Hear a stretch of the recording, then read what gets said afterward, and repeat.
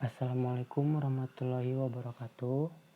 Perkenalkan, nama saya Erlangga Dwi Agustian dengan nomor NIM 3402190183 dari Fakultas Ekonomi, Prodi Manajemen kelas E.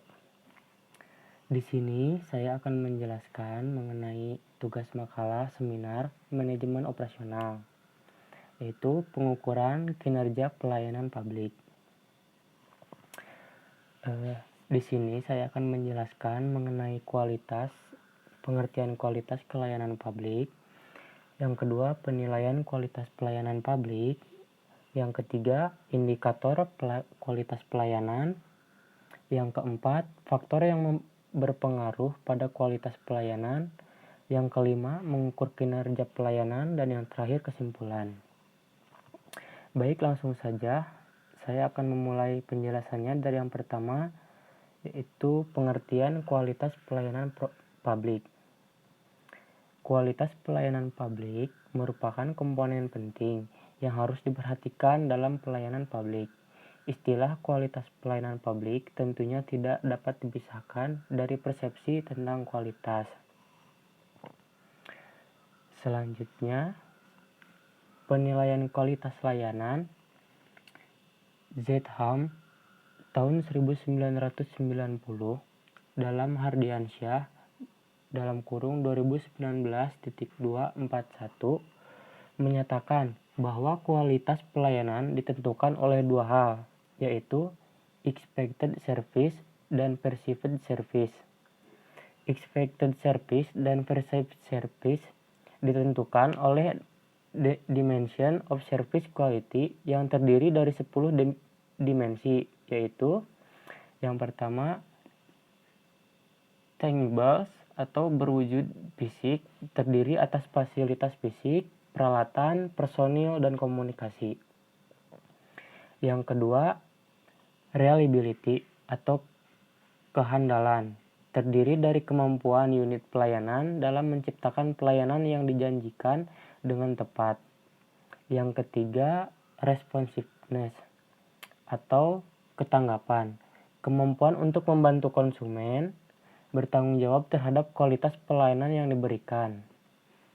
Yang keempat, ada kompeten, terdiri atas tuntutan yang dimilikinya, pengetahuan dan keterampilan yang baik oleh aparatur dalam memberikan pelayanan. Yang kelima, courtesy atau ramah, sikap atau perilaku ramah, bersahabat, tanggap terhadap keinginan konsumen, serta mau melakukan kontak.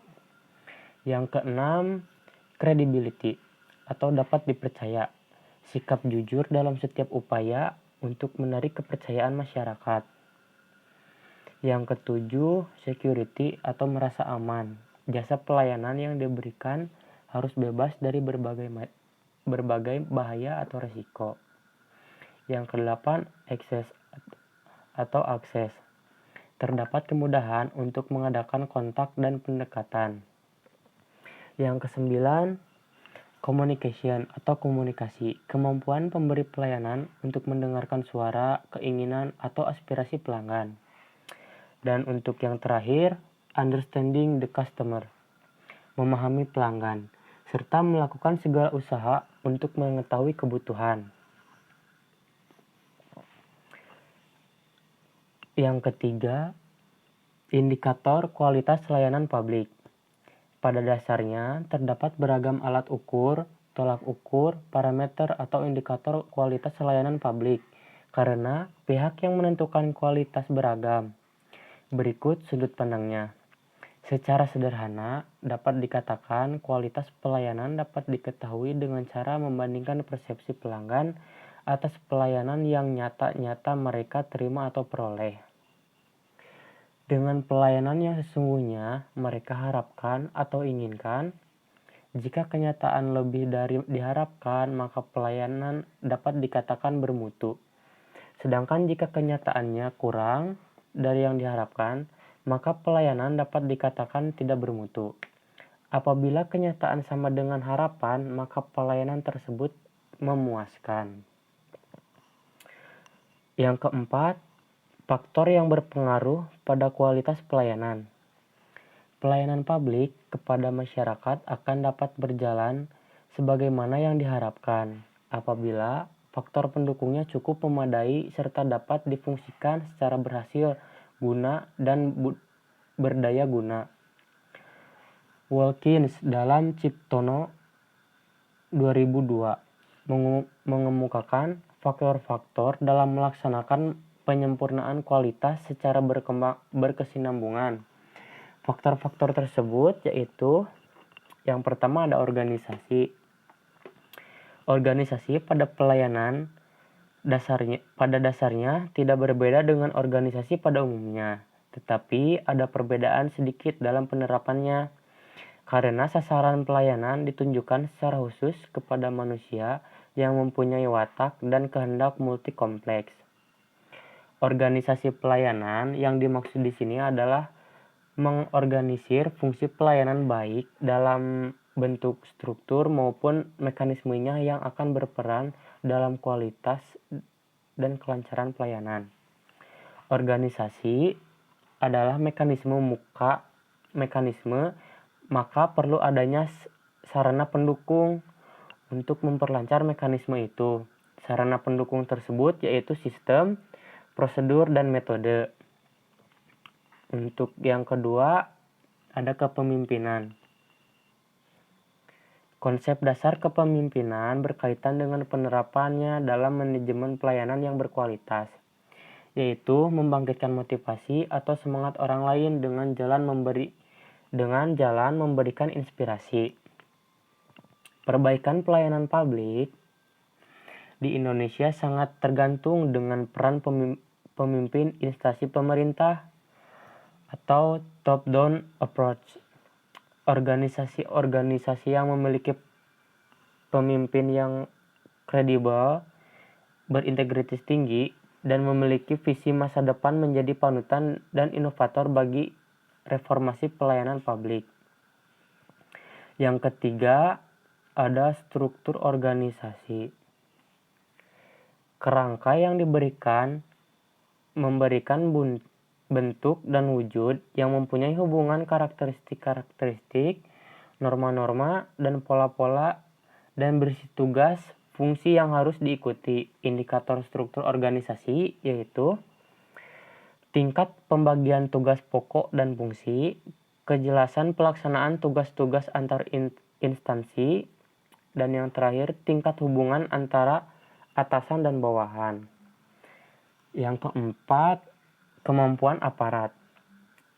Kemampuan aparat, tingkat pendidikan aparat, kemampuan penyelesaian pekerjaan sesuai jadwal, kemampuan melakukan kerjasama, kemampuan menyesuaikan diri terhadap perubahan yang dialami organisasi, kemampuan dalam menyusun rencana, kecepatan dalam melaksanakan tugas, tingkat kreativitas mencari tata kerja yang baik, dan yang lainnya.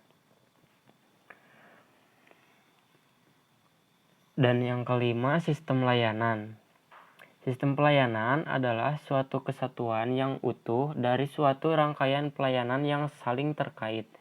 Bagian atau anak cabang dari suatu sistem pelayanan terganggu, maka akan mengganggu pula keseluruhan pelayanan itu sendiri.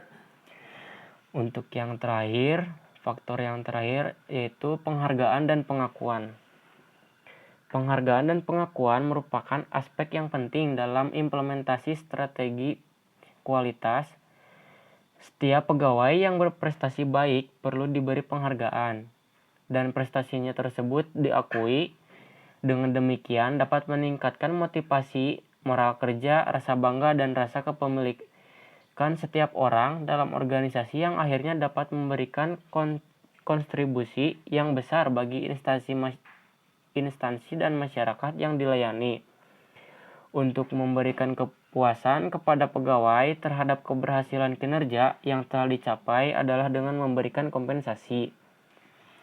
Yang selanjutnya, mengukur kinerja pelayanan. Pada dasarnya, hubungan antara kualitas layanan dan kepuasan pelanggan dapat dibagi dalam dua pola relasi. Yang pertama, kualitas layanan salah satu syaratnya adalah kepuasan pelanggan. Kedua, kualitas pelayanan akan menimbulkan kepuasan pelanggan. Untuk pola hubungan yang pertama, tercermin misalnya dari pendapat Evans dan Lindsay tahun 1997 yang mengatakan kualitas adalah suatu kondisi dinamis yang berhubungan dengan produk, jasa, manusia, proses, dan lingkungan yang memenuhi atau melebihi harapan. Pola hubungan kedua ditunjukkan dengan pernyataan kualitas layanan yang baik atas barang dan jasa akan menyebabkan pelanggan merasa puas.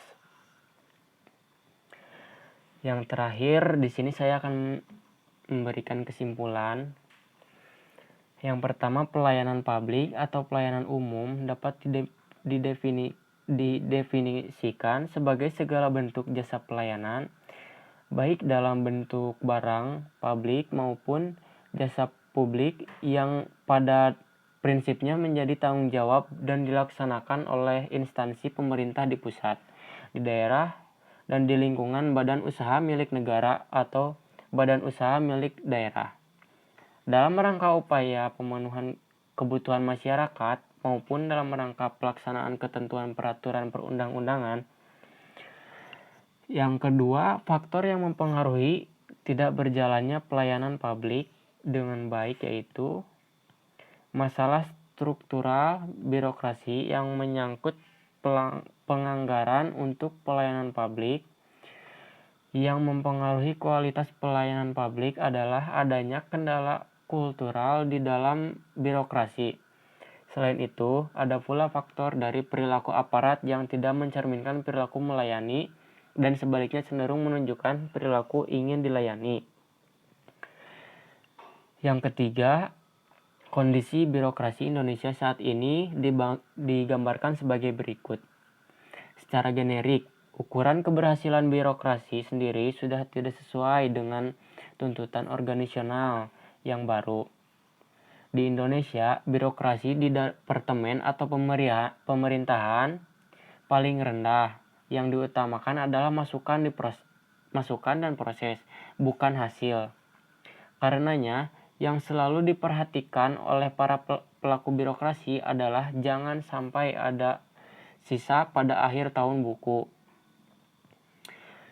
Birokrasi, kita tidak pernah menyadari bahwa ada perubahan besar di dunia, di mana semua mau berhasil dalam kompetisi, di mana semua hal harus mengacu kepada pasar, bisnis harus mengacu kepada permintaan pasar, dan kalau mau berhasil dalam kompetisi, ia harus mampu melayani pasar. Pasar birokrasi adalah seluruh masyarakat yang dilayani oleh birokrasi, bukannya pejabat pemerintahan atau pimpinan birokrasi itu sendiri, tetapi rakyat. Cukupkan sekian penjelasan dari saya. Mohon maaf apabila banyak kesalahan. Terima kasih atas perhatiannya. Wassalamualaikum warahmatullahi wabarakatuh.